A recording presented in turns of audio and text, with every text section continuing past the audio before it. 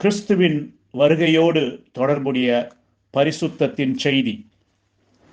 சபையின் மேலாகவும் இங்கே இருக்கும் உங்களுடைய போதகர் மேலும் கொண்டு வர முயற்சிக்கிற எல்லா தீய பழிகளையும் எல்லா தீய பெயர்களையும் கண்டுகொள்ளாதீர்கள். மேலும் நான் கிறிஸ்து என்று நான் விசுவாசிப்பதாகவும் மக்கள் எல்லாரும் என்னை வணங்கி தொழுது கொள்ளுகிறார்கள் என்பதாகவும் பரவி வரும் வதந்திகளை கண்டுகொள்ள வேண்டாம். அது பிசாசினுடைய பொய் என்று எத்தனை பேர் அறிந்திருக்கிறீர்கள்? அது பிசாசினுடைய ஒரு பொய்யாயிருக்கிறது. நான் ஒரு நாளும் என்னை தீர்க்கதரிசியாக விசுவாசிக்கிறேன் என்று மக்களையும் நான் தீர்க்கதரிசி என்று நம்ப வைப்பதாயும் கூறுகிறார்கள். நான் என்னை தீர்க்கதரிசியாக விசுவாசிக்கிறேன் என்றும் மக்களையும் நான் தீர்க்கதரிசி என்று நம்ப வைப்பதாயும் மக்களிடம் கூறுகிறார்கள். எத்தனை பேர் அது பிசாசினுடைய பொய் என்று அறிந்திருக்கிறீர்கள்? மக்களிடம் தேவனுடைய வார்த்தையை கொண்டு சண்டை போட முடியாத பொழுது நீங்கள் பொய்களை உருவாக்க வேண்டியதாயிருக்கிறது. அவர்கள் இவ்விதமாய் பொய்களை உருவாக்குகிறார்கள். அதாவது ஆரம்ப காலத்தில் இந்த பிரசங்கியுடைய வாழ்க்கை முறைகேடாய் இருந்தது என்றார்கள். அதை குறித்து அவருடைய பழைய விசுவாசிகள் அறிந்திருக்கிறார்கள். எத்தனை பேர் அது பிசாசினுடைய பொய் என்று அறிந்திருக்கிறீர்கள்? ஆம், வாருங்கள், அதை குறித்து நீங்கள் சாட்சி கொடுங்கள். அது பிசாசினுடைய பொய்யாக இருக்கிறது. எந்த மனிதனையும் எந்த பெண்ணையும் புதிதானவராயினும் பழைய விசுவாசியாயினும் வாருங்கள், அவ்விதமாக காரியங்களுக்கு சாட்சி கொடுங்கள். ஆனால் உங்களால் அவர்கள் கூறும் அந்த பழிக்கு ஆதாரத்தை கொண்டு வர முடியாது. அது பிசாசினுடைய பொய்யாக இருக்கிறது. பிசாசானவன் கேவலமாக சண்டை போடுகிறான் நண்பர்களே. ஆனால் எங்களுடைய போராயுதங்கள் மாம்சத்துக்கேற்றவைகளாயிராமல் அரண்களை நிர்மூலமாக்குகிறதற்கு தேவ பலமுள்ளவைகளாய் இருக்கிறது. எந்த எண்ணத்தையும் கிறிஸ்துவுக்கு கீழ்ப்படிய செய்ய சிறைப்படுத்துகிறவர்களாய் இருக்கிறோம். ஆமையா, எங்களுடைய போராயுதங்கள் மாம்சத்துக்கேற்றவைகள் அல்ல. இங்கே சகோதரன் பிரண்ணாம் வெளிப்படுத்தின வீரம், அவர் உண்மையாகவே தேவனுடைய வருகையை காண மக்களை ஆயத்தப்படுத்த தேவனால் அனுப்பப்பட்ட எலியா தீர்க்கதரிசி என்று நிரூபணமாகிறது. மகத்தான வீர தன்மை அந்த பாடலாசிரியர் பாடுகிறது போல வல்லமையை இறக்க எலியாக்களை அனுப்பும். ஆம், அவருடைய வீரம், அவர் வானத்திலிருந்து அக்கினியையும் பட்டயத்தையும் அழைத்து அந்த எசபேலின் 400 தீர்க்கதரிசிகளையும் கொன்ற நாட்களை என் சிந்தனையில் பிரதிபலிக்கிறது. வீரம், கர்த்தருக்கென்று மக்களை ஆயத்தப்படுத்த அவர் அனுப்பப்பட்டார். இதற்கு செவி கொடுங்கள் பிள்ளைகளே, நண்பர்களே, சகோதர சகோதரிகளே. பெந்தேகோஸ்தே உலகமும் 1906 தேவனுடைய கடைசி அசைவு. அந்த சுவிசேஷகரும் மகத்தான மனிதர்களும் அவர்களுடைய 350 ஊழியக்காரர்களை வைத்து அவருக்கு ஒரு கண்ணியை வைத்தார்கள். ஆனால் அவர் அவர்களில் ஒவ்வொருவரையும் வீழ்த்தினார். யோவான் ஸ்நானகன், வில்லியம் பிரண்ணாம், அவர்களுடைய பரிசுத்தத்தின் செய்தியானது மேசியாவின் வருகைக்கு முன்பாக வரவேண்டியதாக இருந்தது. மேலும் இஸ்ரவேல் யோவானின் பரிசுத்தத்தின் செய்தியை எப்படி புறக்கணித்ததோ அதே விதமாக இந்த மத உலகமும் விசேஷமாக பெந்தேகோஸ்தேயரும் வில்லியம் பிரண்ணாமின் பரிசுத்தத்தின் செய்தியை புறக்கணித்தது. வில்லியம் பிரண்ணாமை அவர்கள் ஏன் வெறுத்து நிந்தித்தார்கள் என்று தெரியுமா? அவர் வெளிப்படுத்தின கொள்கையின் ரகசியங்களுக்காக அதிகம் அல்ல, ஆனால் அவர்கள் பாவத்தை பகிரங்கமாக அம்பலப்படுத்தினதால் தான் காரியம். யோவான் ஸ்நானகன் தன் தலையை ஏன் இழந்தான் என்று உங்களுக்கு தெரியுமா? ஏனென்றால் பாவத்தை பகிரங்கமாக அம்பலப்படுத்தினான். ஆகவே யோவான் ஸ்நானகன் தன்னுடைய பரிசுத்தத்தின் செய்திக்காக மரித்தான்.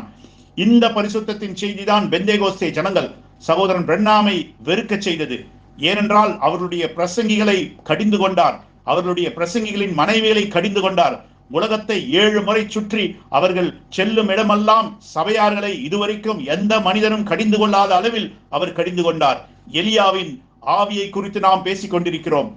இப்பொழுது இதை தவற விடாதீர்கள் பிள்ளைகளே. என் சகோதர சகோதரிகளே, இப்பொழுது இதை தவற விடாதீர்கள்.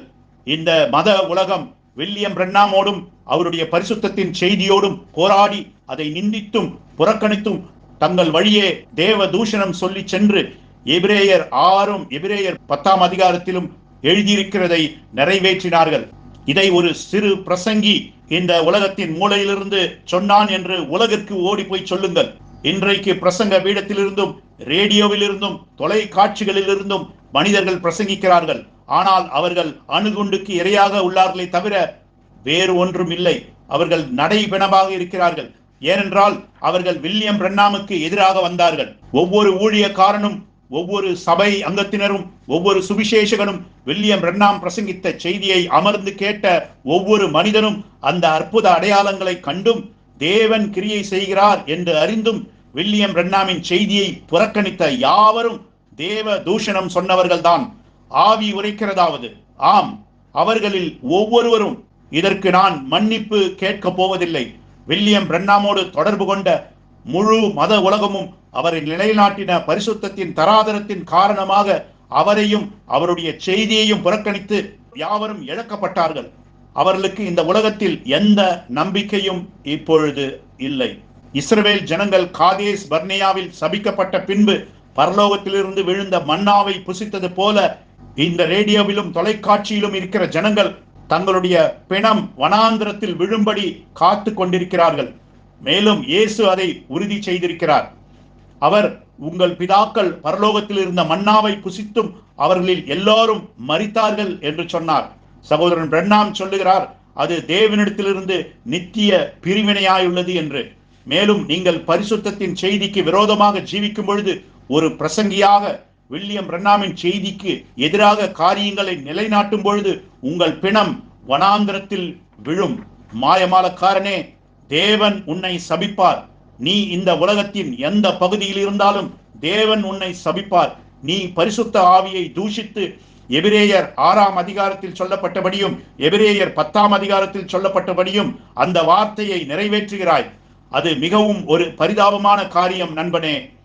லட்சக்கணக்கான ஜனங்கள் இன்றைக்கு தங்கள் அழிவின் பாதைக்கு நேராக சென்று கொண்டிருக்கிறார்கள்.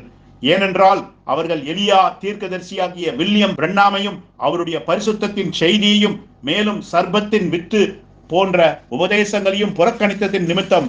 சர்பத்தின் வித்து உபதேசம் அது வெறும் ஒரு சாக்குதான். அவர்களுக்கு தேவத்துவம், ஒருவரே தேவன் என்று சொல்லப்படும் அந்த உபதேசமும் அது அவர்களுக்கு சாக்குதான். தண்ணீர் ஞானஸ்தானம் அப்போஸ்தலர் 2:38 படி கர்த்தராகிய இயேசு கிறிஸ்துவின் நாமத்தில் ஞானஸ்தானம் பெற்றுக் கொள்ளும்படி வேதம் உரைக்கிறது. அவர்களுக்கு அது ஒரு வெறும் சாக்குதான். அவர்களுக்கு முக்கிய பிரச்சனையே பரிசுத்தத்தின் செய்திதான். அவர்கள் வில்லியம் பிரண்ணாமின் உபதேசத்தின் அடிப்படையில் தான் அவரை புறக்கணித்தார்கள் என்று வாதித்தார்கள். ஆனால் அது உபதேசம் அல்ல, அது பரிசுத்தத்தின் செய்தி. பரிசுத்தத்தின் செய்தி. அதற்காகத்தான் யோவான் ஸ்நானகனின் தலை துண்டிக்கப்பட்டது. மேலும் இவர்களும் பரிசுத்தத்தின் செய்தியின் நிமித்தம் ஆவிக்குரிய விதத்தில் சகோதரன் பிரண்ணாமை கொன்று போட்டார்கள். எனக்கு இன்னும் கொஞ்சம் நேரம் கொடுங்கள், இன்னும் சற்று நான் பேசட்டும். ஆனால் இவ்விதமான வீரம்தான் என் நண்பர்களே வில்லியம் பிரண்ணாம் உண்மையாகவே தேவனால் அனுப்பப்பட்டவர் என்பதை நிரூபிக்கிறது. அவர் உண்மையாகவே எலியாதான். லவோதிக்கியா நிலையிலிருந்து மக்களை வெளியே கொண்டு வந்து கர்த்தரின் வருகையை காணும்படி அவர்களை ஆயத்தப்படுத்த அவர் நியமிக்கப்பட்டார். நான் விசுவாசிக்கிறேன் ஒரு மரித்த மனிதன் கூட இந்த வார்த்தைகளை புரிந்து கொள்ள முடியும் என்று. இன்றிரவு ஒரு குருடனின் கண்கள் கூட திறக்கப்பட முடியும் என்று நான் விசுவாசிக்கிறேன். ஓ, கர்த்தருடைய நாமம் மகிமைப்படுவதாக. சகோதரன் பிரண்ணாமையும் அவருடைய பரிசுத்தத்தின் செய்தியையும் புறக்கணித்ததின் விளைவாக அவருடைய கூட்டங்களுக்கு பண உதவி செய்த பெந்தேகோஸ்தே உலகம் முழுவதும் முத்திரைகளின் திறக்கப்படுதலை தவறவிட்டார்கள். மேலும் அந்த முத்திரைகளின் திறக்கப்படுதல் தான் மனுஷகுமாரனாக வெளிப்பட வேண்டிய கிறிஸ்துவின் வருகையாயிருந்தது. அவர்கள் அவரை தவறவிட்டார்கள். அவர்கள் மேசியாவை தவறவிட்டார்கள். யோர்தான் நதியோரத்தில் மேசியாவின் அறிமுகத்தை இஸ்ரவேல் எப்படி தவறவிட்டார்களோ அதே போல கிறிஸ்துவின் வருகையையும் வார்த்தையையும் அந்த மனுஷகுமாரனையும் முத்திரைகளின் திறக்கப்படுதலையும் கிறிஸ்துவை முத்திரைகள் திறக்கப்படுதலில் தவறவிட்டார்கள். அவர்களில் ஒவ்வொருவரும் வெறுமனே ஓசன்னா ஓசன்னா, கர்த்தருடைய நாமத்தில் வருகிறவர் ஆசீர்வதிக்கப்பட்டவர் என்று பாடிக்கொண்டிருக்க வேண்டும். அவர்கள் அதை தவறவிட்டார்கள். இஸ்ரவேலின் பங்கு என்ன? பரிசுத்தத்தின் செய்தியை புறக்கணித்து மேசியாவின் வருகையை அடையாளம் கண்டுகொள்ள தவறின பொழுது அவர்களுக்கு என்ன நேரிட்டது? அவர்களுக்கு எல்லாம் சரியாக இருப்பது போல் இருந்தது. அவர்கள் மேசியாவை சிலுவையில் அறைந்து மேலும் அவர்கள் பிரசங்கிக்க ஆரம்பித்தார்கள். ஓ ஆம், இன்றைக்கு அவர்கள் பிரசங்கித்துக் கொண்டும் இருக்கிறார்கள். அவர்கள் தொடர்ந்து பிரசங்கித்துக் கொண்டும் பாடிக்கொண்டும் தங்கள் பரிசேய வேலையிலும் மற்றும் வேதபாரகரின் வேலையிலும் தொடர்ந்து செய்து கொண்டிருக்கிறார்கள். அவர்கள் எல்லாம் சரியாக இருப்பது போல் கடந்து சென்று கொண்டிருக்கிறார்கள். இன்றைக்கும் இந்த மத உலகமானது எதுவும் நேரிடாதது போல் கடந்து சென்று கொண்டிருக்கிறார்கள். அவர்கள் வில்லியம் பிரண்ணாமை தூஷித்தார்கள். ஆனால் ஏதோ ஒன்று நடந்தது. மேசியாவை சிலுவையில் அறைந்து 40 வருடங்களுக்கு பிறகு தீத்து என்னும் ரோம போர் தலைவன் தன் தகப்பனாகிய வெஸ்பியனோடு அங்கே வந்தான். அப்பொழுது மேசியாவின் இரத்தத்திற்காக இஸ்ரவேல் கிரயம் செலுத்தினார்கள். ஓ, அதுதான், அதேதான் இந்த சந்ததிக்கும் நேரிடும். பரிசுத்தத்தின் செய்தியை புறக்கணித்ததின் காரணமாக தேவனின் கடும் கோபத்தை சந்திக்கும்படி உபத்திரவ காலத்துக்குள் செல்வார்கள். மல்கியா 4 சொல்லுகிறது, அப்பொழுது அகங்காரிகள் யாவரும் அக்கிரமம் செய்கிற யாவரும் துரும்பாயிருப்பார்கள், வரப்போகிற அந்த நாள் அவர்களை சுட்டரிக்கும் என்று சேனைகளின் கர்த்தர் சொல்லுகிறார் என்று சத்திய வேதம் மல்கியா 4 சொல்லுகிறது. ஆமேன். கர்த்தருடைய நாமம் மகிமைப்படுவதாக. தேவன் அந்த பெந்தேகோஸ்தே, பாப்டிஸ்ட், மெத்தோடிஸ்ட் சபையெல்லாம் அக்கினியால் சுட்டரிக்க போகிறாள். அந்த எல்லா மதங்களையும் எரித்து வானத்திலிருந்து கல் மழையினால் கல் எறிய போகிறார். அவர்கள் தங்கள் நியாய தீர்ப்புக்காக காத்து கொண்டிருக்கிறார்கள். ஒரு மனிதனால் சத்தியத்திற்கு விரோதமாக வந்து தன்னுடைய வழியை தூஷித்து இன்னும் பக்தியுள்ளவனாக இருக்க முடியும், இன்னும் பிரசங்க பீடத்திற்கு பின்னாக ஒரு பிரசங்கியாக இருக்க முடியும், ஒரு பெரிய சபையாரையும் பெற்றிருக்கலாம், உலகத்திலே உன்னை பின்பற்ற அநேகரை பெற்றிருக்கலாம். இந்த பிரசித்தமான சில சுவிசேஷகர்கள் சகோதரன் பிரணாமின் காலத்தில் இருந்தது போல. ஆனால் அவர்கள் எல்லாம் மரித்தவர்கள்.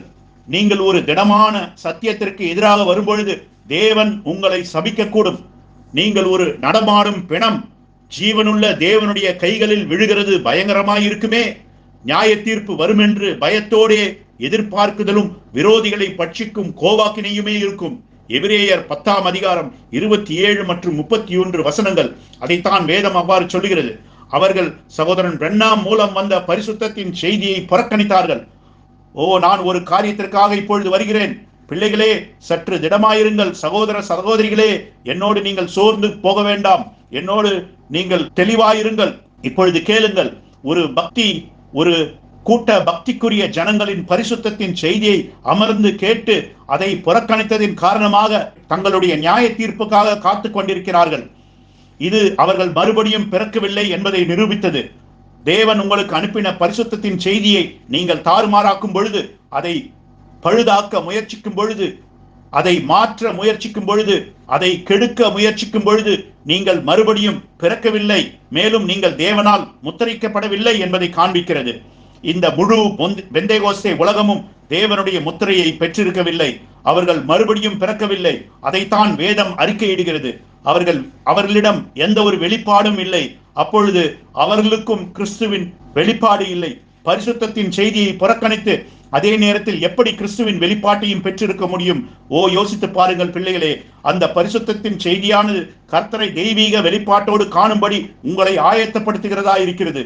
பல வருடங்களாக கஷ்டப்பட்டு நிலைநாட்டின எலியா தீர்க்கதரிசியின் பரிசுத்தத்தின் தராதரத்தையும் இந்த மணி வேளையின் செய்தியையும் தாறுமாறாக்குவதற்கும் அதை மாற்றவும் உனக்கு என்ன பைத்தியமா என்ன? இதை நீ தாண்டி சென்று கிறிஸ்துவின் வெளிப்பாட்டை பெற்றிருப்பதாகவும் இடி முழக்கத்தின் வெளிப்பாட்டை பெற்றிருப்பதாகவும் உரிமை கோர முடியுமா? இன்னும் கொஞ்ச நேரத்தில் நான் உனக்கு சொல்ல போகிறேன். இன்னும் கொஞ்ச நேரத்தில் உம்முடைய இடி முழக்கத்திற்கு நான் வரப்போகிறேன். அவர்களுடைய இடி முழக்கமானது பரிசுத்தத்தின் செய்தியை அழித்து தாறுமாறாக்கி கெடுத்து மாற்றியுள்ளது. அது பிசாசினுடையது. இதற்கு எக்காரணத்திற்காகவும் நான் மன்னிப்பு கோரப் போவதில்லை. அது வேத வசனங்களுக்கு பொருந்தவில்லை. அவர்கள் மறுபடியும் பிறக்கவில்லை என்றும் தேவனுடைய முத்திரை இல்லை என்றும் அவர்களிடம் வெளிப்பாடு இல்லை என்றும் இது நிரூபிக்கிறது. அந்த ஊழியக்காரர்களும் மற்றும் சபைகளும் அவர்கள் நித்திய ஜீவனுக்காக நேர்மையாக இல்லை என்பதை இது காண்பிக்கிறது. ஆமீன். இப்பொழுது தேவன் பெந்தேகோஸ்தே மக்களை, லட்சக்கணக்கான மக்களை வில்லியம் பிரணாமின் பரிசுத்தத்தின் செய்தியை புறக்கணித்ததற்காகவும் தாறுமாறாக்கினதற்காகவும் அதை கெடுத்ததற்காகவும் மாற்றினதற்காகவும் அவர் நேசித்த மக்களை அவர் புறக்கணித்தால் நாம் எப்படி தப்பிக்க முடியுமா? செய்தி விசுவாசிகளாகிய நீங்கள் தப்பிக்க முடியுமா? தேவன் அப்பொழுது அநீதியுள்ளவராகி விடுவார். இன்றைக்கு பரிசுத்தத்தின் செய்தியை தாறுமாறாக்கின பிரசங்கிகள் தப்ப முடியுமா? அவர்கள் ஒருபோதும் தப்ப முடியாது. வேதம் கூறுகிறது, இவ்வளவு பெரிதான ரட்சிப்பை குறித்து நாம் கவலையற்று இருப்போமானால் தண்டனைக்கு எப்படி தப்பித்துக் கொள்வோம் என்று எபிரேயர் 2ஆம் அதிகாரம் 4ஆம் வசனத்தில் எழுதியிருக்கிறது. இப்பொழுது உலகத்தை சுற்றிலும் இருக்கிற பிரசங்கிகளாகிய நாம் தப்பித்துக் கொள்ள முடியுமா?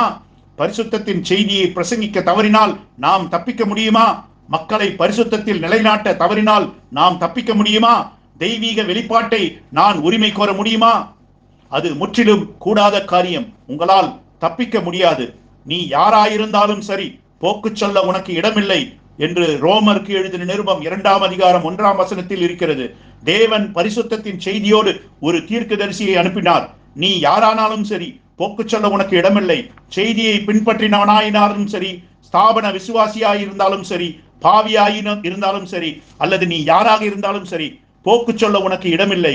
ஓ மனிதனே, பிரசங்கியாயினும் தீர்க்கதரிசியாயினும் ஆசாரியனாயினும் அல்லது ராஜாவானாலும் சரி, மற்றவர்களை குற்றவாளியாக தீர்க்கிறவனே, ஒரு பிரசங்கி மாறே, நீ குற்றமாக தீர்க்கிறவைகள் எவைகளோ அவைகளை நீயே செய்கிறபடியால் நீ மற்றவர்களை குறித்து சொல்லுகிற தீர்ப்பினாலே உன்னைத்தானே குற்றவாளியாக தீர்க்கிறாய். இப்படிப்பட்டவைகளை செய்கிறவர்களுக்கு தேவனுடைய நியாய தீர்ப்பு சத்தியத்தின்படியே இருக்கிறது என்று அறிந்திருக்கிறோம். இப்படிப்பட்டவைகளை செய்கிறவர்கள் குற்றவாளிகள் என்று தீர்த்தும் அவைகளே செய்கிறவனே, நீ தேவனுடைய நியாய தீர்ப்புக்கு தப்பித்துக் கொள்ளலாம் என்று நினைக்கிறாயோ? ரோமருக்கு எழுதின நிருபம் 2ஆம் அதிகாரம் 1 முதல் 3 வரை. ஓ செய்தி பிரசங்கிக்கும் பிரசங்கியே, நீ தப்பித்துக் கொள்ள முடியாது. எலியாவையும் அவருடைய பரிசுத்தத்தின் செய்தியையும் புறக்கணித்த பெந்தே கோஸ்தே மக்களை நியாயம் தீர்த்த அதே தேவன், நீ பரிசுத்தத்தின் செய்தியில் ஒரு சிறிதளவு தாறுமாறாக்கினாலும் மக்களுக்கு அப்படி போதித்தாலும் தேவன் உன்னை அதே விதமாக சபிப்பார். இப்படி இருக்க மற்றவனுக்கு போதிக்கிற நீ உனக்கு தானே போதியாமல் இருக்கலாமா? களவு செய்யக்கூடாது என்று பிரசங்கிக்கிற நீ களவு செய்யலாமா? விபச்சாரம் செய்யக்கூடாது என்று சொல்லுகிற நீ விபச்சாரம் செய்யலாமா? விக்கிரகாராதனை செய்யக்கூடாது என்று அருவருக்கிற நீ கோவில்களை கொல்ல முடியுமா? ஓ, அது முடியாது பிள்ளைகளே. எவ்வளவு பெரிதான ரட்சிப்பை குறித்து நாம் கவலையற்றிருப்போமானால் தண்டனைக்கு எப்படி தப்பித்துக் கொள்வோம்? பெண்களின் உடையை மாற்றின ஒரு பிரசங்கிக்கும், வீட்டில் தொலைக்காட்சியை கொண்டு வந்த பிரசங்கிக்கும், விளையாட்டு மைதானத்தில் மக்களை திசை திரும்பி மக்களை அங்கே திரும்ப கொண்டு வந்த பிரசங்கிமார்களுக்கும் நான் சொல்லுவது, நீங்கள் தப்பித்துக் கொள்ள முடியாது. தேவன் வில்லியம் பிரண்ணாம் செய்தியை புறக்கணித்த சுவிசேஷகர்களை எப்படி சபித்தாரோ அப்படியே உன்னையும் சபிக்க போகிறார். ஓ பிரசங்கிகளே, நீங்கள் தப்பித்துக் கொள்ள முடியாது. மக்களை இந்த நிலையில் வைத்திருப்பதற்கு நீங்கள் தான் காரணம். நீங்கள் தான் அந்த பரிசுத்தத்தின் செய்தியை மாற்றிவிட்டீர்கள். பரிசுத்தத்தின் செய்தியை விட்டு கொடுத்து விட்டீர்கள். பரிசுத்தத்தின் செய்தியை உங்களுக்கு ஏற்ற விதத்தில் வனைத்து விட்டீர்கள். நீங்கள் பரிசுத்தத்தின் செய்தியை தாண்டி சென்றீர்கள். ஆனால் உங்களால் தப்ப முடியாது. ஏனென்றால் செய்தியின் தராதரத்தை நீங்கள் அறிந்திருக்கிறீர்கள். நீங்கள் அதை புஸ்தகத்தில் வாசித்திருக்கிறீர்கள். ஒலிநாடாவில் நீங்கள் கேட்டிருக்கிறீர்கள். நீங்கள் அதை அறிந்திருக்கிறீர்கள்.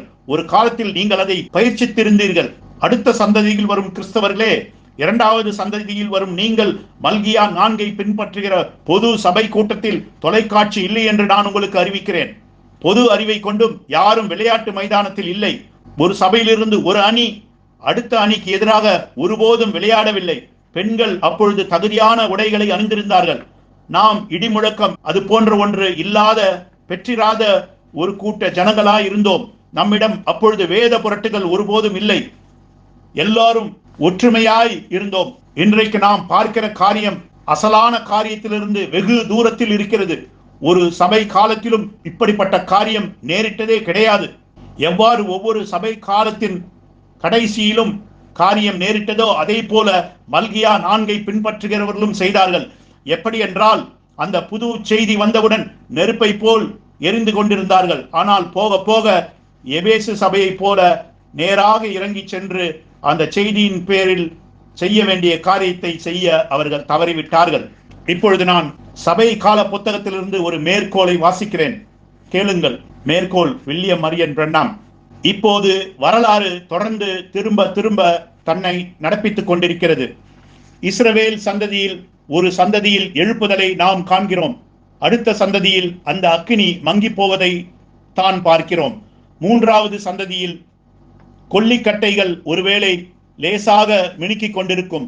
ஆனால் 4வது சந்ததியில் அந்த மூல அக்கினியின் அடிச்சுவடுகளோ அங்கே காணப்படாமல் போகலாம். அதன் பிறகு தேவன் மறுபடியும் அக்கினியை பற்ற வைக்கிறார். மறுபடியும் பழைய செய்முறை மீண்டும் நடக்கிறது. அது வெறுமனே தேவனுக்கு பேர பிள்ளைகள் இல்லை என்கிற உண்மையை எடுத்து காட்டுவதாயிருக்கிறது. ரட்சிப்பானது இயற்கையான பிறப்பின் மூலம் அடுத்த தலைமுறைக்கு வருவதில்லை. அதுபோல சத்தியமும் அடுத்த அப்போஸ்தல தலைமுறைக்கு வருவதில்லை. அப்படியாக வார்த்தையில் இல்லை. நீங்கள் உண்மையான மறுபடியும் பிறந்த விசுவாசியாக ஆரம்பிக்கிறீர்கள். அடுத்த சந்ததி வரும்போது அவர்கள் இன்னும் சாதாரண கிறிஸ்தவர்களாக கூட இருப்பதில்லை. மேற்கோளுக்கு வெளியே நான் சொல்லுகிறேன், இந்த செய்தியின் கீழ் அடுத்த தலைமுறை பிறந்திருக்கிறது. காரியங்கள் மாறிவிட்டன. தேவ ஆவியானவர் பறந்து சென்று விட்டார். எழுப்புதல் அக்கினி அவிந்து போய்விட்டது. மீண்டும் மேற்கோள். ஆனால் அவர்கள் ஒரு ஸ்தாபன பெயரை எடுத்துக்கொண்டனர். ஆகவே இப்போது அவர்கள் பாப்டிஸ்டுகள், மெத்தோடிஸ்டுகள், இன்னும் பல அவர்கள் இனிமேல் அந்த பழைய விதமாய் இல்லை. தேவனை பிரியப்படுத்த வேண்டும் என்கிற வேட்கை, அவருடைய வார்த்தையை அறிந்து கொள்ள வேண்டும் என்கிற ஆவல், ஆவியில் நெருங்க வேண்டும் என்கிற ஏக்கம் இசையல்லாமல் குன்றி போய் அந்த சபையானது தேவ அக்கினியோடு சேர்ந்திருந்து தானும் ஒரு அக்கினி பிழம்பாயிருப்பதை விட்டுவிட்டு குளிர்ந்து போய் சாதாரணமாய் மாறிவிட்டனர். எபேசியர்களுக்கும் இதுதான் சம்பவித்தது. அவர்கள் சற்று குளிர்ந்து போய்விட்டனர். தேவனுடைய பற்றி கொண்டிருத்தல் மரித்து கொண்டு போய் ஜனங்கள் உலகம் தங்களை குறித்து என்ன நினைக்கிறது என்பதை குறித்து கவலைப்பட ஆரம்பித்த போது தேவன் தங்களை குறித்து என்ன நினைக்கிறார் என்பதை குறித்து கவலைப்படுவதை விட்டுவிட்டனர்.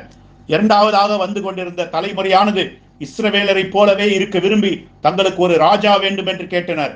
அவர்கள் அதை செய்த போது அவர்கள் தேவனை தள்ளிவிட்டனர்.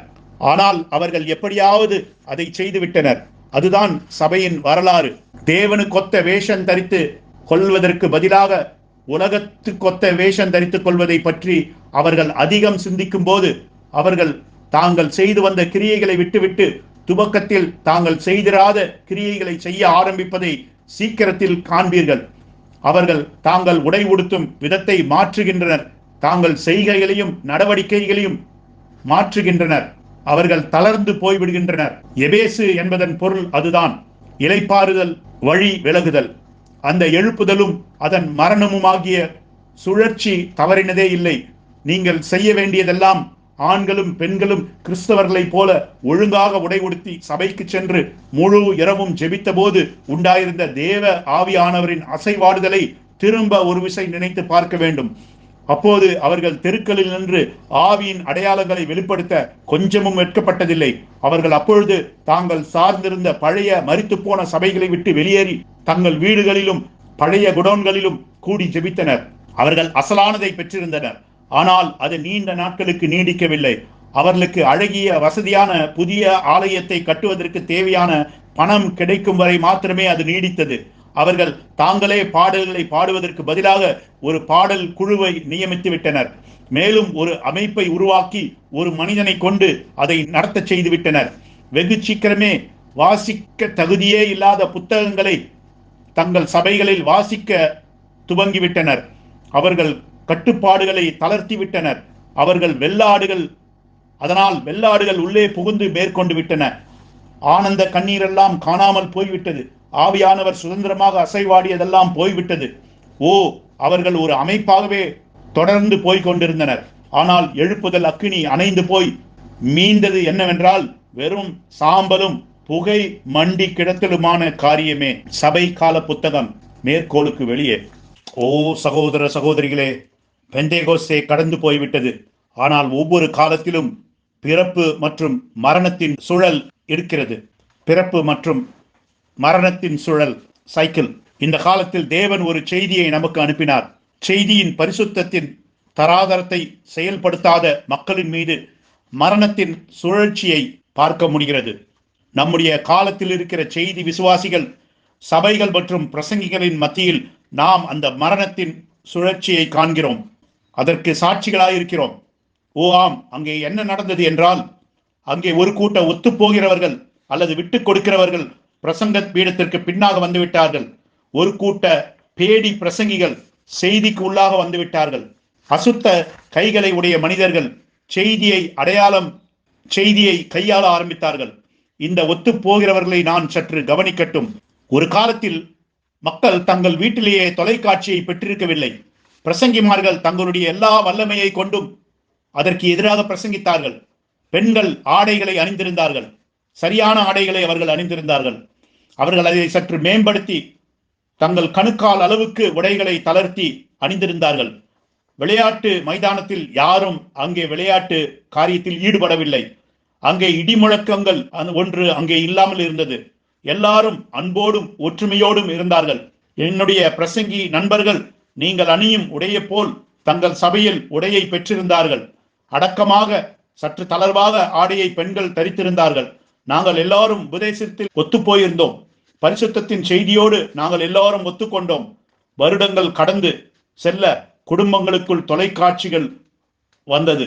மக்கள் விளையாட்டில் ஆர்வமாகி விளையாட்டு மைதானத்தில் அவர்கள் தங்களை ஈடுபடுத்திக் கொண்டார்கள். போதகனுடைய மனைவி இறுக்கமான உடையை அணிய ஆரம்பித்தாள்.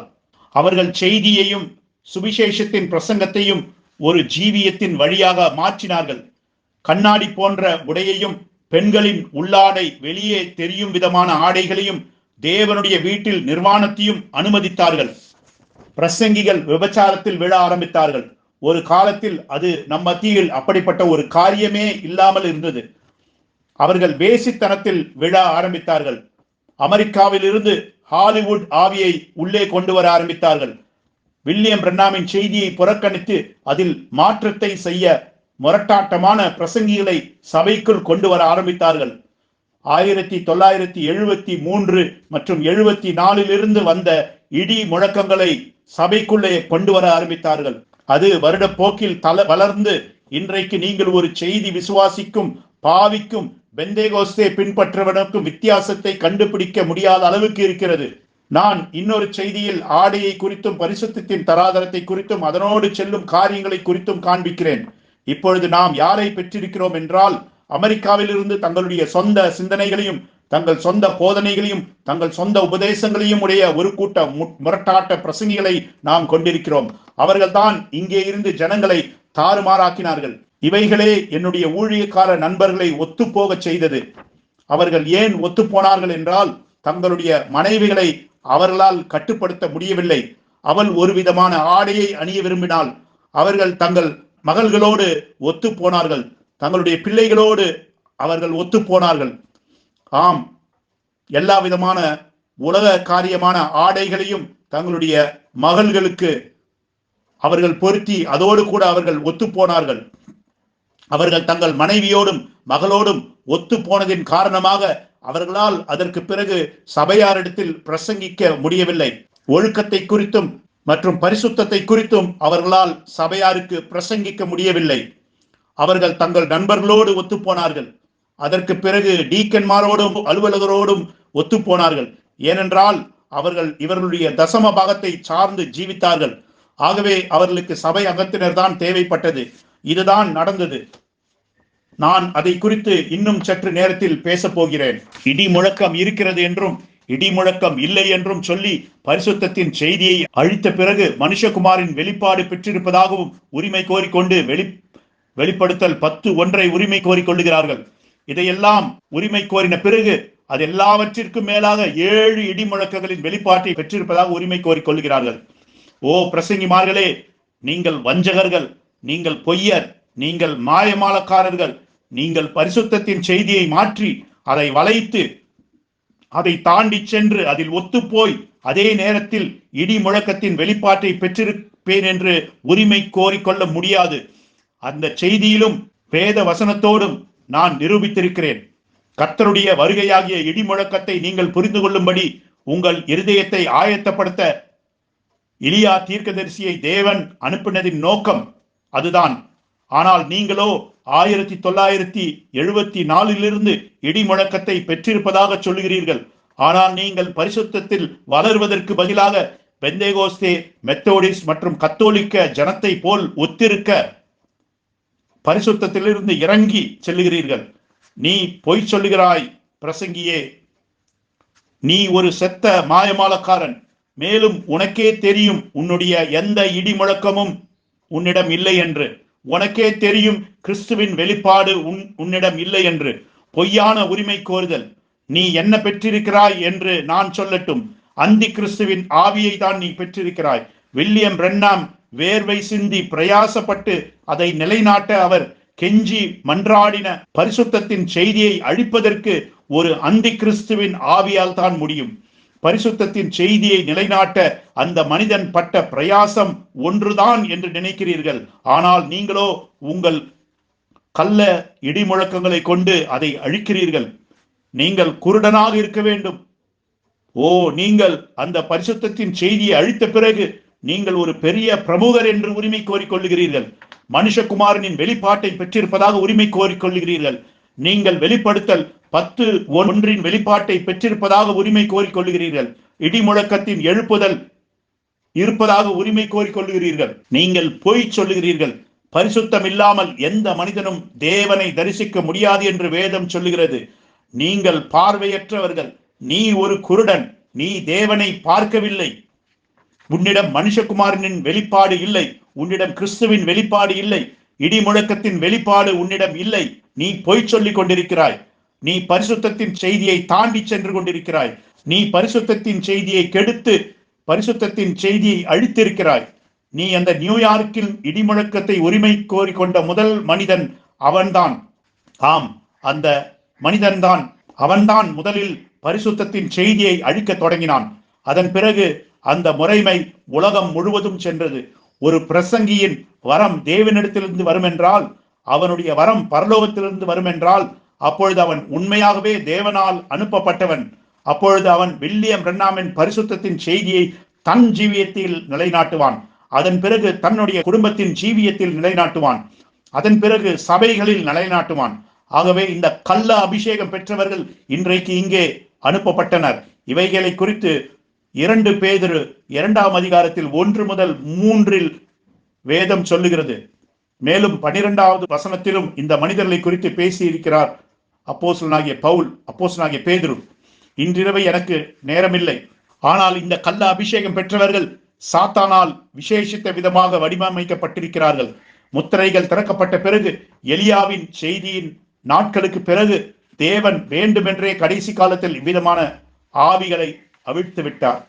இந்த கள்ள அபிஷேகம் பெற்றவர்கள் செய்தியை பின்பற்றுகிறவர்களை சோதிக்கும்படி அனுப்பப்பட்டார்கள். தேவன் அதை அறிந்திருந்தார். அவர்களின் உத்தமத்தை சோதிக்கவும், விபச்சாரத்திற்கு எதிராக எவ்வளவு உத்தமமாய் இருக்கிறார்கள் என்று பார்ப்பதற்கும், வேசித்தனத்திற்கு எதிராக எவ்வளவு உத்தமமாய் இருக்கிறார்கள் என்று பார்ப்பதற்கும், ஹாலிவுட்டின் பாணிக்கு எதிராக எவ்வளவு உத்தமமாய் இருக்கிறார்கள் என்று பார்ப்பதற்கும், சோதோமின் தீமைகளுக்கு எதிராக எவ்வளவு உத்தமமாய் இருக்கிறார்கள் என்று பார்ப்பதற்கும் அவர் அதை அனுப்பினார். ஒவ்வொரு நாளும் அவர் உன்னை சோதித்துக் கொண்டிருக்கிறார். அந்த ஊற்றப்படுதல் வருகிற வரைக்கும் அவர் உன்னை சோதிப்பார். உன்னுடைய உத்தமத்தையும் நேர்மையையும் உனக்கு நிரூபிப்பார். தேவனோடு எந்த தந்திரத்தையும் விளையாட வேண்டாம். அவருடைய ஊழியக்காரருக்கு எதிராக உன்னுடைய அணுகுமுறையை அவர் சோதிப்பார். திடமான சத்தியத்திடம் உன்னுடைய அணுகுமுறையை அவர் சோதிப்பார். இன்றிரவு நீ கேட்பது போல ஒரு மனிதன் வார்த்தையை அளிக்கும் போது உன்னிடம் அதை எதிர்க்கிற பிசாசு இருக்குமானால், அந்த வார்த்தையை புஸ்தகமாக வந்தாலும் ஒளிப்பதிவு வடிவத்தில் வந்தாலும் சரி, நான் இங்கே சொல்லுகிறேன், உனக்குள்ளாக என்ன இருக்கிறது என்று நீ யோசித்துப்பார். நாங்கள் இங்கே நேரடியாக இங்கே பிரசங்கிக்கிறோம். நாங்கள் பிரசங்கிக்கும் இந்த காரியம் ஒரு விசிலை போல தெளிவாக உள்ளது. ஆகவே இந்த திடமான சத்தியத்தோடு நீ தர்க்கம் பண்ணும் போது உனக்குள்ளே பிசாசு இருக்கிறது. ஆகவே அவ்வாறு இருக்கும் பட்சத்தில் நீ மனம் திரும்ப வேண்டும். ஓ ஆம், ஒருவேளை பிரசங்க பீடத்திற்கு பின்னாக நீ விபச்சாரம் செய்து கொண்டிருக்கலாம். ஒருவேளை சபையில் இருக்கும் சில சகோதரிகளோடு நட்பு கொண்டிருக்கலாம். இங்கே அவ்விதமான முட்டாள்தனம் இல்லை. இது ஒரு சுத்தமான தேவனுடைய கூடாரம். அது போன்ற காரியம் உனக்கு இருக்குமானால் நீ மனம் திரும்பு. இல்லை என்றால் வெளியே சென்று விடு. அதுதான் தராதரம். ஆம், இந்த கள்ள அபிஷேகம் பெற்றவர்கள் இந்த கடைசி காலத்தில் இருக்கும் மனவாட்டியை சோதிக்கும்படி அனுப்பப்பட்டனர். அதை குறித்து தேவன் அறிந்திருந்தார். அவர்தான் அதை அனுமதித்தார்.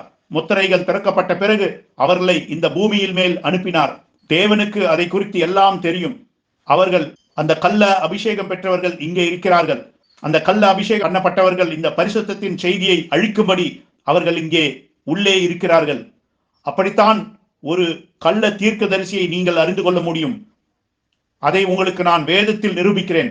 அவர்களால் பரிசுத்தத்தின் செய்தியோடு ஒத்து போக முடியாது. இப்பொழுது இதை நீங்கள் ஜீரணிக்க முடிகிறதா என்று யோசித்து பாருங்கள். ஏதேன் தோட்டத்தில் சாத்தான் முதலில் தாக்கின காரியம் பரிசுத்தத்தின் செய்தி. அதை நீங்கள் ஜீரணிக்க முடிகிறதா என்று பாருங்கள். நீங்கள் சொல்லலாம், ஓ சகோதரனே, பிரசங்கியே, அது தேவனுடைய கீழ்ப்படியாமை என்று. நான் சொல்லுகிறேன், இல்லை, பரிசுத்தத்தின் செய்தி. அந்த கனி அது என்ன? அது பாவமாயிருந்தது. அங்கே இருந்த கனி விபச்சாரமாயிருந்தது, முறைகேடான ஜீவியம் என்று உங்களுக்கு தெரியாதா? தேவன் அதை குறித்து அவர்களுக்கு எச்சரித்தார். சாத்தான் தன்னை காண்பித்த பொழுது அவன் அறிமுகப்படுத்தின முதல் காரியம் என்னவென்றால், தேவனுடைய பரிசுத்தத்தின் செய்தியை ஏவாள் உடைக்கும்படி செய்தான். இவ்விதமாகத்தான் அந்த நாற்றம் பிடித்த பிசாசை அறிந்து கொள்ள முடியும். நீங்கள் எப்படி யூதாசை அறிந்து கொள்ள முடியும்? அவன் ஒரு திருடன். அவனால் பரிசுத்தத்தின் செய்தியை தூக்கி பிடிக்க முடியவில்லை. இன்றைக்கு இந்த சுவிசேஷகர்கள் எலியாவால் சபிக்கப்பட்டார்கள் என்று நீங்கள் எப்படி அறிவீர்கள்? அவர்களால் மகத்தான பெரிய வெளிப்பாடுகளை பிரசங்கிக்க முடியும். ஆனால் அவர்களால் பரிசுத்தத்தை பயிற்சி செய்ய முடியாது. ஜனங்களுக்கும் பரிசுத்தத்தை போதிக்க முடியாது. அதை அவர்களால் செய்திக்கு கொண்டு வர முடியாது. ஓ பிரியமான பிள்ளைகளே, இந்த கோளாறான மக்களை, பிரசங்கிமார்களை, ஊர்ந்து செல்லக்கூடிய மக்களை எப்படி அறிவீர்கள்? செய்தியின் கீழாக இருக்கும் இந்த கள்ள அபிஷேகம் பெற்றவர்களை எப்படி அறிவீர்கள்? அவர்களால் பரிசுத்தத்தின் தராதரத்தை தூக்கி பிடிக்க முடியாது. மேலும் அதற்கு மேலாக நம்முடைய சகோதரன் பேதுரு சொல்லுகிறார், அவர்களே பாவத்தில் திளைத்திருக்கும் பொழுது மகத்தான காரியத்தை வாக்கு கொடுப்பார்கள் என்று. அவர்கள் மகத்தான பெரிய இடிமுழக்கத்தையும் மகத்தான பெரிய வெளிப்பாட்டையும் உரிமை கோருவார்கள். அவர்கள் விபச்சார ஆவியை ஒத்துப்போகிற ஆவியை பெற்றிருக்கிறார்கள். சபையின் பரிசுத்தத்தின் செய்தியை நிலைநாட்ட முடியாது. இப்பொழுது உங்களுக்கு வசனத்தை நான் அளிக்கிறேன். இயேசு அவர் சொன்னார், அவர்கள் கனிகளினாலே அவர்களை அறிவீர்கள் என்று சொன்னார். மத்தேயு 7ஆம் அதிகாரம் 15 முதல். இந்த கள்ள தீர்க்கதரிசியை குறித்து நாங்கள் பேசிக் கொண்டிருக்கிறோம். அவர்களை அடையாளம் காண ஒரு வழி இருக்கிறது. அவர்கள் செய்தியின் பரிசுத்தத்தின் தராதரத்தை உடைத்து போடுவார்கள். அவர்கள் உலகத்தின் காரியத்தில் மூழ்கிவிட்டனர். தொலைக்காட்சி, விளையாட்டு, முறைகேடான உடை உடுத்துதல் போன்ற காரியங்களில். ஆம், அவர்கள் எளிதாக நன்றாக அதை நேசிக்கிறார்கள். அதே விதமாகத்தான் இந்த பிசாசுகளை அறிவீர்கள். அவர்களின் கனிகளாலே அவர்களை அறிவீர்கள். அவருடைய போதகத்தினாலே அவைகள் கெட்டு போயிருக்கிறது. அவர்கள் ஜீவிக்கிற ஜீவியத்தினாலே. ஏனென்றால் மக்களின் வாழ்க்கையில் அவர்களால் பரிசுத்தத்தின் செய்தியை நிலைநாட்ட முடியவில்லை. ஆனால் இன்னும் மனுஷகுமாரனின் வெளிப்பாடு இருப்பதாக உரிமை கோரிக்கொள்ளுகிறார்கள். 7 இடிமுழக்கங்களில் வெளிப்பாடு தங்களிடம் இருப்பதாக உரிமை கோரிக்கொள்ளுகிறார்கள். இன்னுமாக மக்கள் அவர்களுக்கு செவி கொடுக்கவில்லை என்றால் எடுத்துக்கொள்ளப்படுதலில் செல்ல மாட்டார்கள் என்று உரிமை கோரிக்கொள்ளுகிறார்கள். இன்றைக்கு நீங்கள் செய்ய வேண்டியதெல்லாம், ஓ பிள்ளைகளே, சகோதர சகோதரிகளே, இன்றைக்கு நீங்கள் செய்ய வேண்டியதெல்லாம் இந்த பாடத்தை நீங்கள் கற்றுக்கொள்ளுங்கள். எந்த மனிதன் எழும்பினாலும் பொருட்டல்ல. நீங்கள் இந்த உலகத்தில் எந்த பகுதியில் இருந்தாலும் சரி, இந்த பரிசுத்தத்தின் செய்தியோடு அந்த மனிதன் என்ன செய்கிறான் என்று பாருங்கள். அந்த விசுவாசி என்ன செய்கிறான் என்று பாருங்கள். அந்த பிரசங்கி என்ன செய்கிறான் என்று பாருங்கள். சகோதரன் பிரண்ணாம் நிலைநாட்டின அந்த சிறு காரியங்களோடு என்ன செய்கிறான் என்று பாருங்கள். கர்த்தர் உங்கள் இருதயங்களை ஆசீர்வதிப்பாராக. தொடர்ந்து நாம் இதை குறித்து தியானிப்போம். ஆமேன், ஆமேன்.